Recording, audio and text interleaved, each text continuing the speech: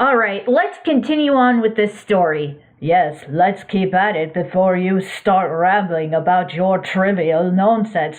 Voice actors are not trivial nonsense. Just get on with the story. Alright, I'll get to it. They exited the cave as soon as they got out. They found themselves in the middle of an assault on a Vullard settlement by the Agorians.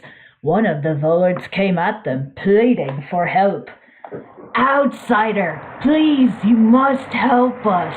The Agorians have launched a full-scale assault on the settlement. Our kind barricaded themselves in their homes. We have no time for petty squabbles. Azimuth, how could you be so apathetic? We can't just let them suffer like this. I thought you said you would not hold us back, girlie. I'm not. It's just... We have to focus on the mission. We have to reach the obsidian eye. The eye? It's in a temple. I can take you there, but you must help us. We are not an aggressive race. Fight off the Agorians, and I will show you where it is. Now, what was that you said about me holding you back? Okay, fine. You were right this time, but don't think I'll have you pardoned for your previous actions. Azimuth rushed off. Kim and Ratchet stood by, very discontent. Geez, it just seems like he keeps getting worse the further we go. Actually, I think he was always like this. I have a feeling that we've barely scratched the surface of how bad this really is. They both rushed off and began their battle against the Agorians. It was a tough battle, to put it very lightly. The Agorians have shown to be very aggressive and merciless. The three of them fought the vicious alien race throughout the entire valley. The fight began with just battling the Agorians on the ground. They were brutal warriors all by themselves. Their fighting styles were shown to be quite aggressive. They rode on vicious beasts that were also quite ferocious. The group, however, have shown to be very formidable against the Agorians and their beasts. Kim's Centurion armor has helped her out with enduring the brutal fight. After the first wave of the fight was done, the second wave commenced, which consisted of monstrous machinery known as Hydra tanks. They were tanks with saucer-like bodies and three long heads equally spread out on the different sides of the saucer.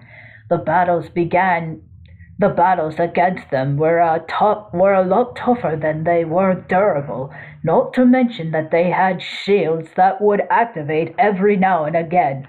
Thankfully for Ratchet and Kim, their persistence, skills, and equipment helped them through the difficult fights.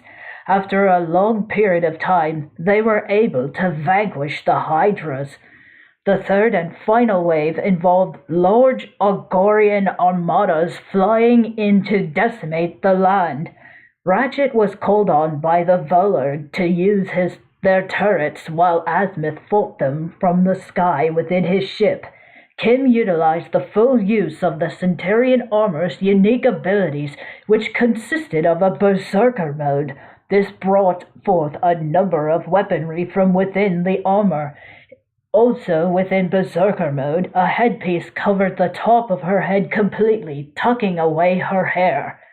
During the fight, multiple waves of Agorians flew in. They came in droves and made many attempts to destroy everything. However, the group brought down the force with everything they've got. They shot down many of the Agorian ships, but they just kept coming. After a long and persisting fight, they were able to shoot down enough ships to eventually cause the Agorians to retreat. As everything was coming down, all of the weaponry from Kim's armor retracted, as did her headpiece, allowing her hair to flow out freely. Jeez, the Agorians sure were aggressive. It's pretty much safe to say that they love carnage. No kidding. What was that all about? With the Agorians retreating, the Vullards were able to exit their homes. They rejoiced over the invasion finally ending. You did it, outsider! You stopped the invasion! Now I shall live up to my side of the bargain and show you where the temple is. Please and thank you! The Vullard led them to the entrance of the temple. They soon found themselves in front of a large metal door. An entire Agorian armada held off by a few outsiders. Incredible! The Vullards thank you. Oh, it was nothing, really. So not the drama. Yeah, so not the drama indeed. Let's just get to the Obsidian Eye. Of course. The Vullard opened the door for them. Naturally, I can't take you there myself. Far too treacherous for me. No problem. We can handle the rest of our own. Of course, Azimuth is more than capable of fighting through all of this by himself. He wouldn't need our help. You're really starting to get under my skin, young lady. I do have something that could help you through the cave. The Vullard gave Ratchet a unique device known as the Omni-Soaker. From there, they entered the massive cave. The Vullard was about to close the door behind them. We closed off these caves years ago. Too many dangers, too many deaths. Sounds like typical stuff to me. Same here. Soon enough, the door sealed shut. You guys all right in there? Yeah, we are. What's up? The door rusted right off the tracks. I'll try to get it fixed, but it might take a while. Try breathing real shallow like. Guess the only way out is in. Think you can handle it, miss? Did you even need to ask?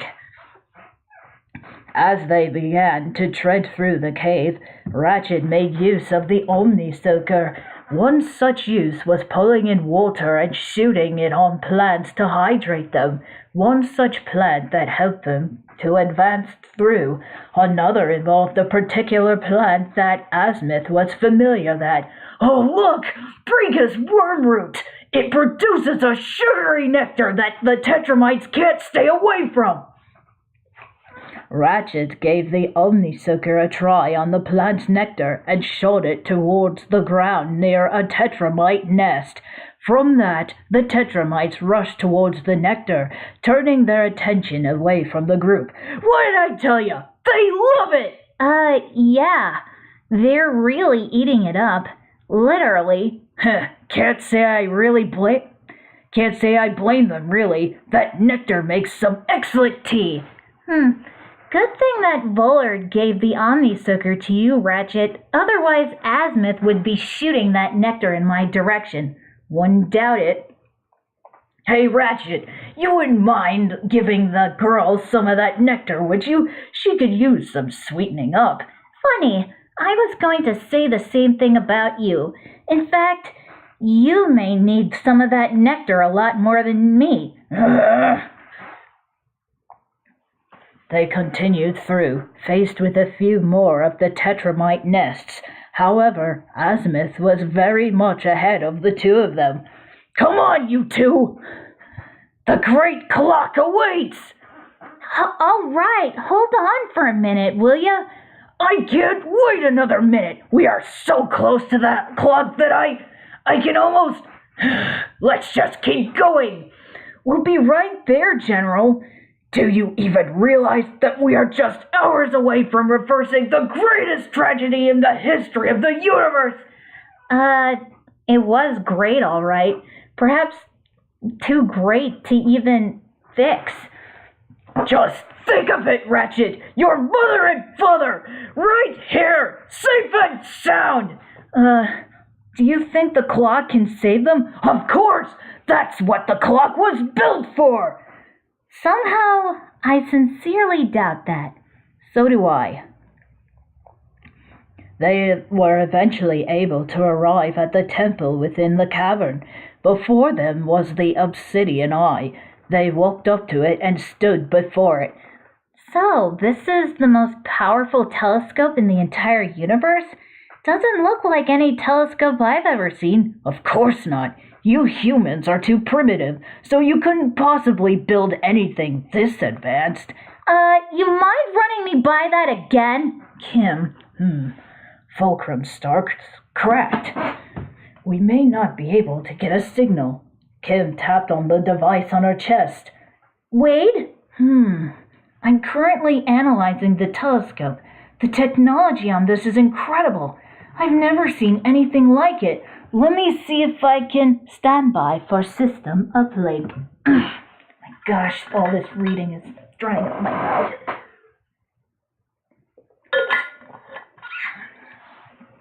Oh, that is so much better.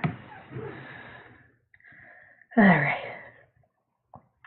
Meanwhile, back on the great clock, Clank and Rufus were still lamenting from the recording of Orvis that Sigmund played. Suddenly, Kim, Ratchet, and Azimuth appeared on the massive screen. Clank! Clank looked up at the screen and noticed them immediately. Ratchet, Miss Possible, how did you find me? Are you kidding me? You think we leave our pal out here all alone? It's good to see you again, Clank. Same here, Miss Possible. Hi! Rufus! I was hoping you were with Clank. Hey, Rufus! How are you doing, little guy? You know that Ron misses you, right? I assume that you miss him too.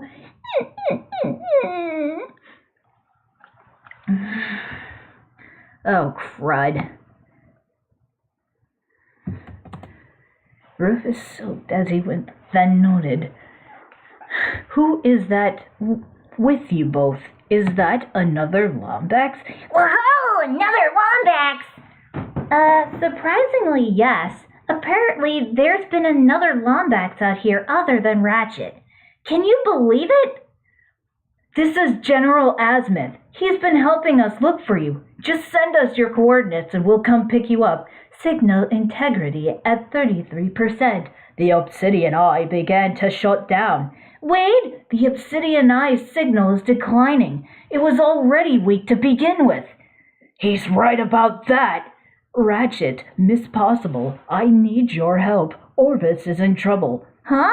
Orvis? You must get to Xanathar and confront Dr. Nefarious.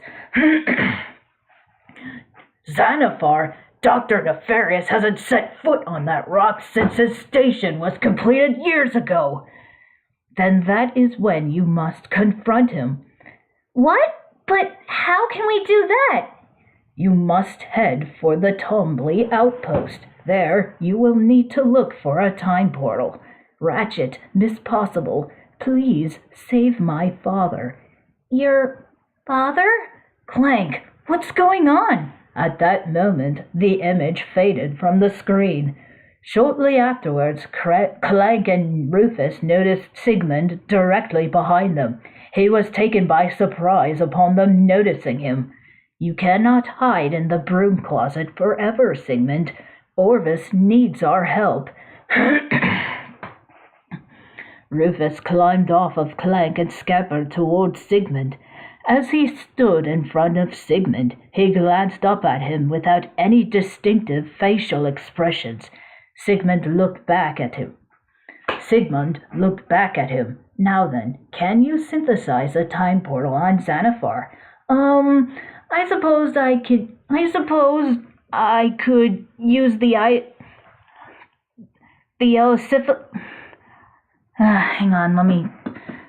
oscilloscopic entanglement modulator to create a vacuum of negative energy, theoretically creating a transversible wormhole. Time rift stabilized. A small screen nearby displayed a time rift emerging from at the Tombly outpost. Ta-da! Yay! That will do. Meanwhile, back at the temple, Kim, Ratchet, and Azimuth stood idly in front of the Obsidian Eye. So, now what? Well, we should make our way to Xanathar. Right. so that we can find that time portal and see if we can rescue Orvis. Sounds like a plan. I will meet you both on Zathar. Asmith made his way out. Ratchet and Kim were about to do the same. Just then, Kim fell to her knees while holding her head in pain. Ratchet was alarmed by this as he tended to her immediately. Oh no, Kim! It's happening again! Kim moaned and groaned as though she was trying to say something. Ratchet took notice of this as well. Kim, what is it? Do you remember something? Ron, Ron? You remember something about Ron? Her headache eventually subsided. She stood back up. Ratchet continued holding on to her. She held her head down while slightly turning it towards her side, sulking as she held her right elbow. Ron, I'm sorry. Kim? Are you okay? She looked at Ratchet. She still seemed very despondent. Let's go. They were eventually able to find a way back to their ship. They got back in and departed the planet. As they flew away from the planet, Asmith was seen nearby. He contacted them. Ratchet, there's something I haven't told you about the clock. If we succeeded in turning back time and stopping Tachyon, the present as you know it will never exist. What? General, what do you mean? It means the friends that you have made, Clank and that girl, well, you will never have met them. Are you really serious about that? Kim and Clank? They would never be part of my life? Probably. The clock does grant temporal immunity to those who use it, but I can't make any guarantees. If this is the only way to save my family, then I have to take it. Ratchet. Attaboy. Now then, don't be alarmed, but I've just picked up on Vorsalon's signature not far from here. What? Vorsalon's nearby? Yes, but don't you worry your pretty little head, miss. I'll distract him while you and Ratchet make your way to the outpost. Got it. Be careful, General.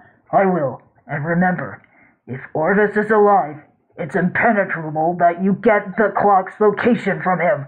Good luck. Asmith flew off. Kim and Ratchet continued on their way. Ratchet, are you really going to use the clock to turn back time? Ratchet was in a state of uncertainty for that brief moment. I don't know, Kim. I want to see my parents, but I'm not going to get my hopes up. I'm prepared to accept either outcome. There was a brief moment of silence from both of them. Just then, Wade contacted them. Kim, Ratchet, are you there? Yeah, Wade, we're here. What's the sitch? I just wanted to report to you guys on what's been happening here. How's Ron been doing? Has anything changed with him? Well, we had a bit of an epidemic here when his stomach pains got worse. He was throbbing uncontrollably, so we had to restrain him. It eventually managed to subside. Thank goodness. Last time I spoke with you, he was screaming from the pain intensifying. Yeah, he's feeling a lot better right now, although he's been throwing up a lot. Kim and Ratchet were both alarmed to hear that last part. Wait a second, Ron's been throwing up? But I thought Ron hadn't eaten anything in days. Yes, he hasn't. But he has been throwing up a lot, like 2 weeks worth of food. It's so bizarre. How is that even possible? Perhaps it has a lot to do with what we just talked about a while back. Yeah, it would make sense actually. In fact, it's probably the only way that it would. Wait, what did you and Wade talk about? Should we tell her? I think we should. She has to know about it. I agree. Kim, there's a good chance that you and Ron have... Just then, he was interrupted by a transmission from Quark. Ratchet, come in. Are you out there? Oh no, it's Quark. Sorry, Wade, but I have to take this. Let's talk later. Okay, understood. I'll look into the, bizarre mess that Ron just made.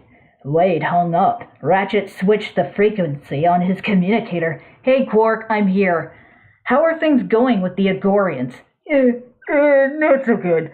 Somehow they got the idea that I'm some thrill-seeking warrior with a thirst for battle. I wonder how they did. You didn't say anything that gave them that impression, did you? Perhaps I may have probably blurted out something that could have sounded similar to that. I was trying to make friends. Kim and Ratchet were both very annoyed. Listen, I'm in a lot of trouble. They've entered me in their tournament. You've got to get me out of here. All right, we'll be there as soon as we can. Just find some place to hide and stay put until we get there. Message received. Quark out. Not again. I know, Kim. Come on, let's just get this over with. They set a course for the Agorian battle.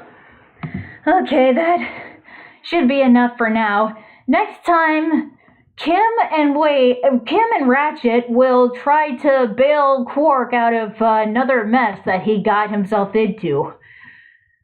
Yeah, what a surprise. Well, okay, until next time, bye everyone.